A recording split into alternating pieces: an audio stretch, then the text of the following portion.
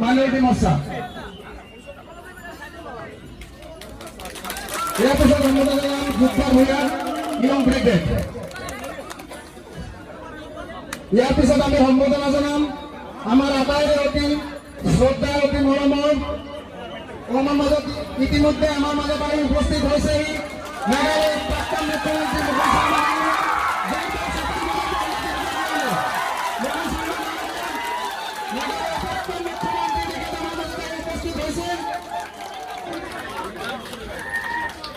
আজিজুল হক,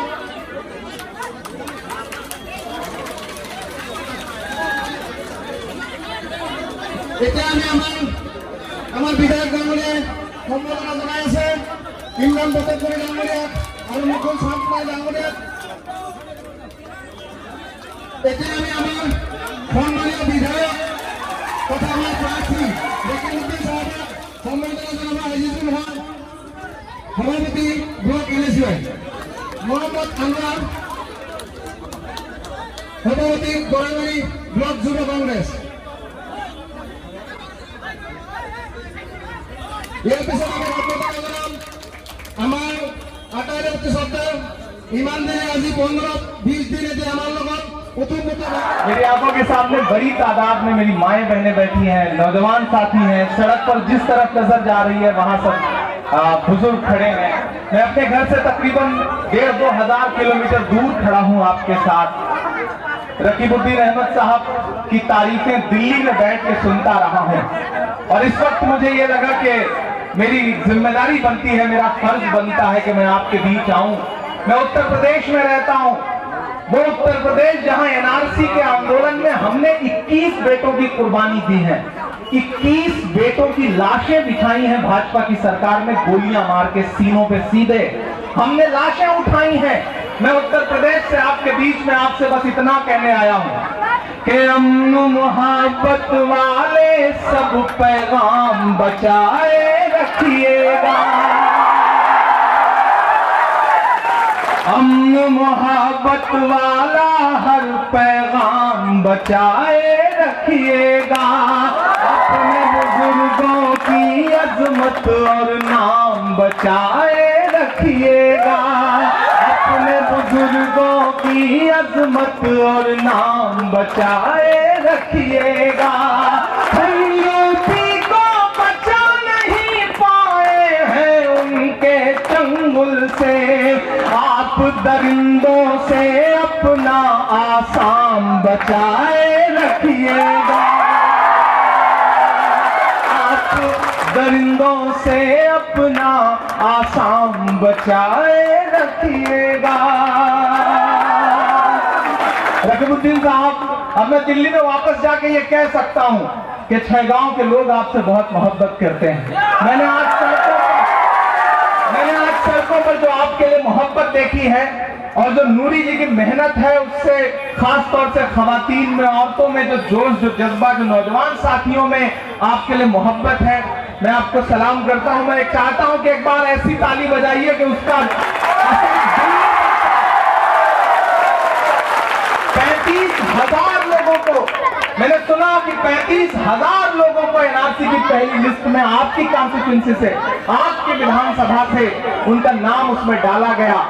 मैंने कहा ना, मैं उत्तर प्रदेश से आया हूं, मैं एक शायर हूं, लेकिन आज मैं कांग्रेस के साथ इसलिए खड़ा हूं कि जब एनआरसी का मसला हुआ, पूरे हिंदुस्तान में लाशें बिछाई जा रही थी, घर चल रहे थे, और बीजेपी की हुकूमत और दिल्ली में बैठे हुए नरेंद्र मोदी साहब और अमित शाह साहब हंस रहे थे और ये कह रहे थे कि क्रोनोलॉजी समझिए, पहले सीए आएगा फिर एनआरसी आएगा। ऐसे वक्त में पूरे हिंदुस्तान में अगर कोई खड़ा था तो वो सिर्फ और सिर्फ राहुल गांधी और प्रियंका गांधी जी खड़ी थी। मैं इसके उनके साथ हूं।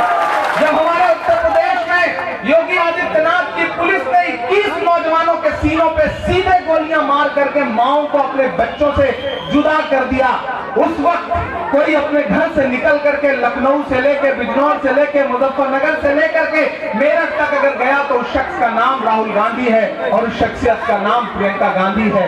मैं इसलिए आप लोगों के बीच आया हूं ये कहने कि डरिए मत, पूरे हिंदुस्तान को कमल बर्बाद कर रहा और छहगांव को कमला ने बर्बाद किया है। दोनों से बदला लेना है, दोनों को बताना है कि नहीं, नफरत वाली ताकतें और नफरत की सियासतें सिर्फ एक बार चल सकती हैं।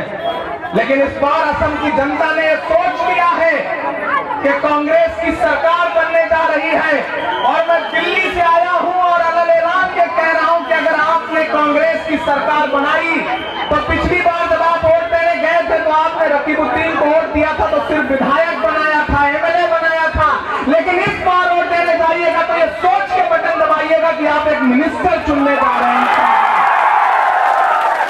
आपकी दुआओं में वो ताकत है, आपकी मोहब्बतों में वो जज्बा है कि इंशाअल्लाह आप रकीबुद्दीन साहब को सिर्फ एमएलए नहीं बनाएंगे, आप मिनिस्टर बनाएंगे और असम में कांग्रेस की सरकार बनाएंगे। और जिस तरह से प्रियंका जी, राहुल जी आकर के यहाँ आम आवाम से मिल रहे हैं, लोगों के बीच में जा रहे हैं, कल तो राहुल जी आपके यहाँ भी आए थे और बारिश में भी, खराब मौसम में भी आए, और आकर के 5 गारंटी के साथ साथ छहगांव को एक और गारंटी उन्होंने दी है, जो पूरे आसाम को उन्होंने वो वाली गारंटी से अलग हट के आपको खास तौर से गारंटी दी है कि छहगांव को डिस्ट्रिक्ट बनाया जाएगा। ये बहुत बड़ी गारंटी है। खवातीन को, मेरी माओं को जो घर में काम करती हैं, अपने घर का काम करती हैं, उनको 2,000 रुपए की गारंटी तो दी ही है। डेली बेसिस पे जो काम करने वाले दिहाड़ी मजदूर हैं उनको 365 रुपए की जो गारंटी है वो तो है ही, लेकिन ये जो डिस्ट्रिक्ट बनने वाली गारंटी है, आप सोचिएगा कि उसके बाद इंशाल्लाह कितना बड़ा डेवलपमेंट होगा। यहाँ संगमा साहब बैठे हैं, बहुत मोहब्बत है आपके दिल में इनके लिए। मैंने देखा जब आप उनके लिए नारे लगा रहे थे तो उन नारों में अकीदत थी, मोहब्बत थी, अपनापन था, और वो जितने सादगी के साथ यहाँ बैठे हैं। हम तो उत्तर प्रदेश में छोटे छोटे नेताओं को देखते हैं कि जब वो आते हैं तो ऐसा लगता है कि तूफान आ गया है। लेकिन आप एक्स चीफ मिनिस्टर होने के बाद भी जिस सादगी से बैठे हैं, एक बार मुकुल संगमा जी के लिए जोरदार उनकी सादगी के लिए ताली बजानी चाहिए। मैं प्रसाद जी को सलाम करता हूं। और यहाँ कांग्रेस का जो पूरा कैडर है, यूथ कांग्रेस के लोग, महिला कांग्रेस के लोग, सेवा दल के लोग, जो भी साथी हैं, मैं पहली बार आया हूं, इसलिए सबसे मेरा तारुफ नहीं है, सबसे मेरी मुलाकात नहीं है, लेकिन अब वादा करता हूं कि पहली बार आया हूं, आप 6 तारीख को रकीब भाई को बड़े वोटों से जिता दीजिए, इंशाल्लाह फिर बार बार आपसे बीच में आना पड़ेगा। एक रिश्ता जुड़ेगा यहाँ से। जब असम में मैं स्टार कैंपेनर बना और पार्टी ने मुझसे कहा असम आइए प्रचार में, तो मैंने उनसे कहा मैं असम आ तो रहा हूं, लेकिन सबसे पहला प्रोग्राम जो करूंगा वो 6 गांव में करूंगा, शुरुआत वहां से करूंगा। और वहां खड़ा होकर के जिस जिले के, जिस कॉन्स्टिट्यूंसी के सबसे ज्यादा लोगों को इस सरकार ने विदेशी बताने की साजिश रची। आप अंदाजा लगाइए भारतीय जनता पार्टी का चरित्र कितना दोगला है कि प्रधानमंत्री जी शेख हसीना से मिलने के लिए अभी अभी बांग्लादेश से होकर लौटे हैं। बांग्लादेश में खड़े होकर के कहते हैं कि मैंने बांग्लादेश की आजादी के लिए आंदोलन किया था, जेल गया था। अरे नरेंद्र मोदी साहब, अगर आप बांग्लादेश बनाने के लिए जेल गए थे, तो हिंदुस्तान में जो मुसलमान रह रहा है उसको बांग्लादेशी कह करके आप उसकी बेइज्जती क्यों कर रहे हैं? हम वतन परस्त हैं। हमने इस मुल्क के लिए, हमारे पुरखों ने अपना खून बहाया है। कोई कागज का टुकड़ा कैसे साबित कर सकता है कि हम वतन परस्त हैं या नहीं है?